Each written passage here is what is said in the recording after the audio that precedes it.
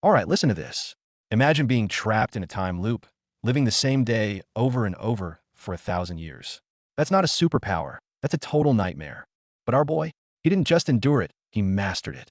And now that the loop is finally broken, he walks out with 1,000 years of skills and a system to control time. This dude isn't just surviving, he's about to own the world. All right, back to the present day.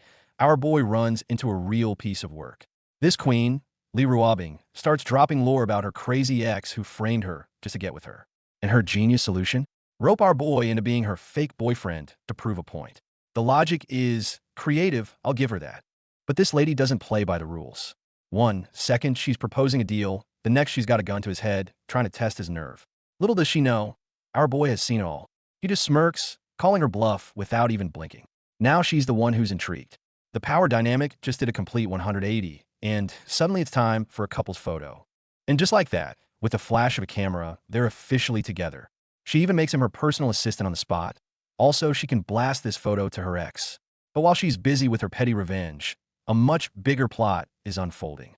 A new guy enters the scene, looking for his brother, and all leads point to the biggest club in town, the East China Sea Crown. And this is where our boy's 1,000 years of experience kicks in. He hears the club's name and instantly calculates that its entire criminal network is going to collapse in a month tops. Look at her face. She's shook. This isn't public knowledge. She's starting to realize this fake boyfriend might be way more than he seems. Meanwhile, inside the East China Sea Crown, we meet the actual villains. The boss, Li Ruotai, who happens to be Miss Li's brother, is absolutely raging. Apparently, someone's been running around town using his name, and he is not happy about it. He gives the order, find the imposter and make him disappear. Permanently. Right as the tension hits its peak, guess who walks in? Miss Li herself, strutting in like she owns the place. All those tough guys who were ready for murder a second ago, silent. You can just feel the power shift in the room. Her brother thinks she's here on business, but she just casually tosses him his car keys, mentioning she borrowed his ride for a joyride yesterday. What power move? Then, one of the goons points a shaking finger. It's him. The imposter is standing right behind their boss's sister. Li Ruotai is about to explode, but a quick flashback reminds us he's been terrified of his sister his whole life. Still, he can't let this slide. He points at our boy, ready to expose him in front of everyone, but he can't even get the words out because his sister grabs him by the ear and announces to the whole room, "Meet my new boyfriend." The record scratch is deafening. Look at their faces. Total shock. The brother is completely bewildered, asking if this is another one of her fake boyfriend tricks. Oh, buddy, you have no idea who you're dealing with. After shutting her brother down, they step aside for a private chat. She's still trying to figure him out, but our boy has completely flipped the script. He's the one in control now, even taunting her about being scared of her ex. Look at that smirk.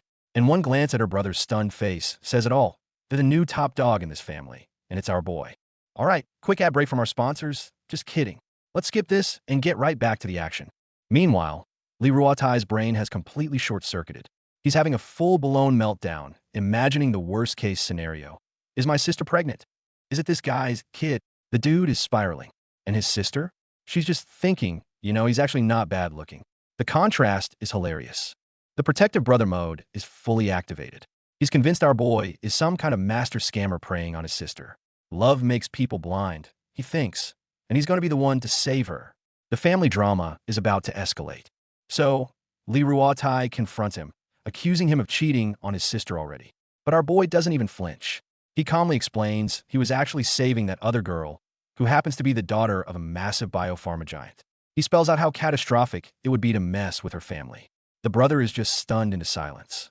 He's playing checkers while our boy is playing 5D chess.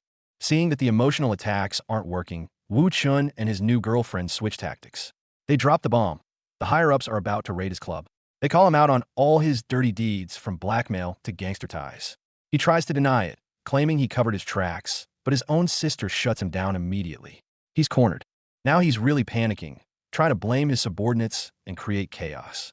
But it's useless. Our boy already knows everything, right down to the name of the undercover police chief assigned to the case. It's a total information mismatch.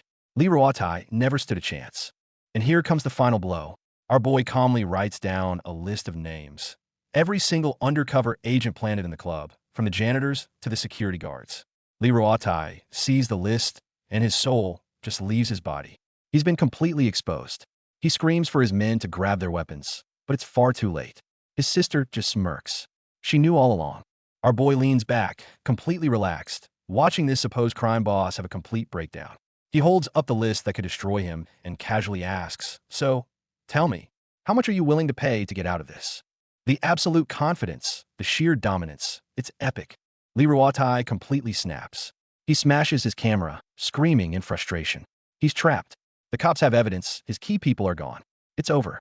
Wu Chun just watches him, stone-faced, and lays out the final choice.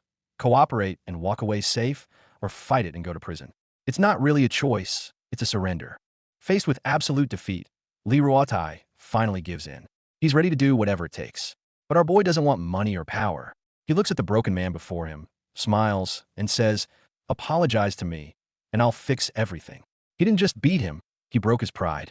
What an absolute savage.